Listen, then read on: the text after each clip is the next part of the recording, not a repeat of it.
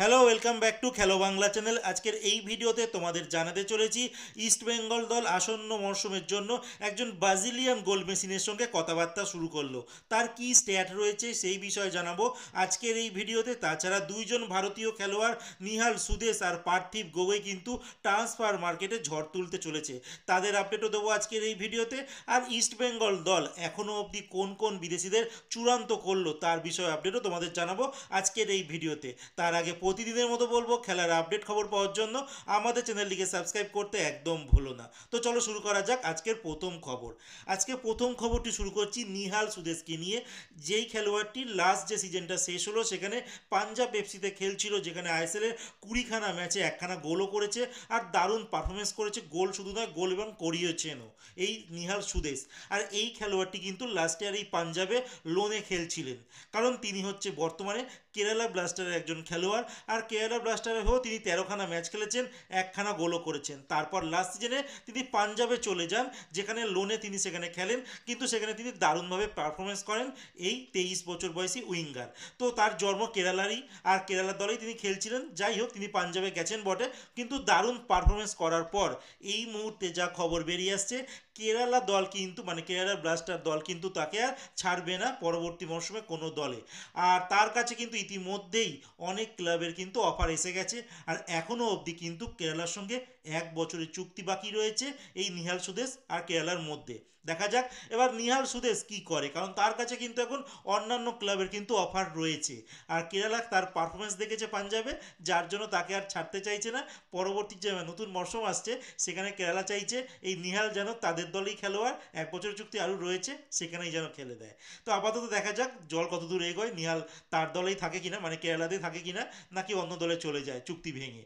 তো এরপরে যে খবরটি বলবো পার্থিব গগৈকে নিয়ে, যে পার্থিব গগৈ কিন্তু নর্থ ইস্ট ইউনাইটেড এফসিতে দারুণ খেলেছিল, তার সঙ্গে চুক্তি ছিল, কিন্তু এই মুহূর্তে চুক্তি কিন্তু তার সঙ্গে ব্রেক হয়ে গেছে নর্থ ইস্ট ইউনাইটেড এফসির সঙ্গে। এবার দেখার বিষয় পার্থিব কোথায় যায়, কেন পার্থিব গগৈয়ের কাছে কিন্তু অনেক আগে থেকে একাধিক ক্লাবের কিন্তু অফার ছিল। আর মোহনবাগান দল কিন্তু এই পার্থিবকে চাইছিল, যেটা আমি এই উইন্টার ট্রান্সফার উইন্ডোতে যখন খুলেছিল সে সময় তোমাদের জানিয়েছিলাম। আর এই মুহূর্তে মোহনবাগান এখনও অবধি চাইছে এই পার্থিব গগৈকে নেবার জন্য। কিন্তু এখানে একটা টুইস্ট এসে গেছে ইস্ট বেঙ্গল দল, কারণ ইস্ট বেঙ্গলে কিন্তু নর্থ ইস্টের একজন কানেকশন আছে, যাকে ফুটবল হেড করা হয়েছে থাংবয় সিংটো। তিনি কিন্তু তার নর্থ ইস্টের যে বন্ধুত্বপূর্ণ সম্পর্কটা কাজে লাগাচ্ছে। তো ইস্ট বেঙ্গলেরও কিন্তু চাইছে এই পার্থিব গগৈ নিজের দলে নেওয়ার জন্য। বাট অনেক সময় এমনও হতে পারে, যেরকম আমরা দেখেছিলাম যে লাস্ট ইয়ারে কিন্তু জিকসেন সিংকে মোহনবাগান দল চাইছিল, তারপর মোহনবাগান আর ইস্ট বেঙ্গলের এই রেসারেসির জন্য কিন্তু দাম বেড়ে যায় জিকসেন সিংয়ের, যেখানে তার 1.8 কোটি টাকা থেকে সেটা প্রায় ডবল হয়ে গিয়েছিল।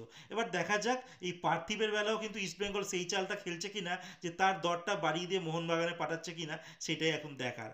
তো এরপরে যে খবরটি বলবো, ইস্ট বেঙ্গল দল কোন কোন খেলোয়াড় মানে বিদেশি খেলোয়াড়দের এখন অবধি চূড়ান্ত করলো। তো স্বদেশি খেলোয়াড়ের যদি কথা বলি, সেক্ষেত্রে বিপিন সিং মোটামুটি চূড়ান্ত। আর একজন তো কন্ট্রাক্ট মানে রিনিউ করে নিয়েছে, সেটা হচ্ছে পিবি বিষ্ণু। আর এই মুহূর্তে দুইজন বিদেশি পায় চূড়ান্ত বলা হচ্ছে চারিদিকে মিডিয়া থেকে। সেই দুইজন হচ্ছে একজন মিগুয়েল ফিগুয়েরা, যিনি এই অস্কার বুনোজের প্রাক্তন ছাত্র, বর্তমানে আবারও সেই নতুন ছাত্র হয়ে যাচ্ছে। আরেকজন হচ্ছে কিন্তু এই ইভান মিলাদিনোভিক। তো এই খেলোয়াড়টি সার্বিয়ান খেলোয়াড়, দারুণ কিন্তু ডিফেন্সের একজন খেলোয়াড়। যদি ইস্ট বেঙ্গলে আসে, সবাই যা কথা বলছে আমিও কিন্তু একই কথা বলবো, যে এই খেলোয়াড়টি হয়তো ইস্ট বেঙ্গলের জন্য একটা দারুণ সাইনিং হতে পারে। গোল করতে পারেন, লম্বা ভালো পাসও দিতে পারে। আনোয়ারের সঙ্গে কিন্তু একটা দারুণ জুটি জমার চান্স রয়েছে ইভানের সঙ্গে। দেখা যাক এই খেলোয়াড়টি ডিল ডান হয় কিনা। বাট সোর্স অফ বলছে কিন্তু ইভান আর মিগুয়েল কিন্তু ইস্ট বেঙ্গলের পায় ডানের দিকে।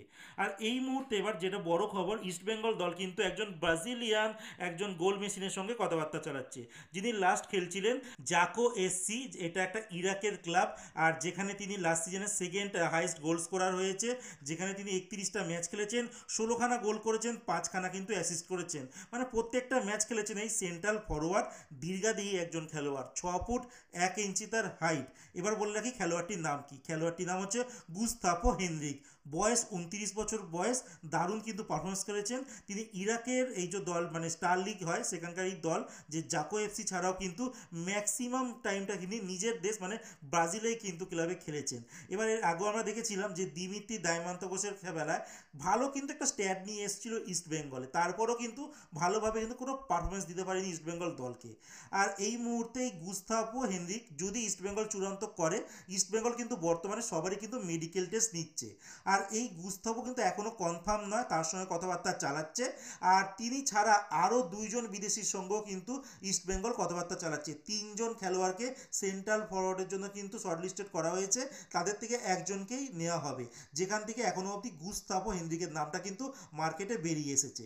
তো তোমাদের কি মতামত যে গুস্তাভোকে নিলে ইস্ট বেঙ্গলের কতটা লাভ হতে পারে, তোমরা কমেন্টে জানাতে পারো। তো আজকের মতো খেলার খবর এতটুকুই। ভালো থেকো, সুস্থ থেকো, দেখা হচ্ছে নতুন আরেকটি ভিডিওতে।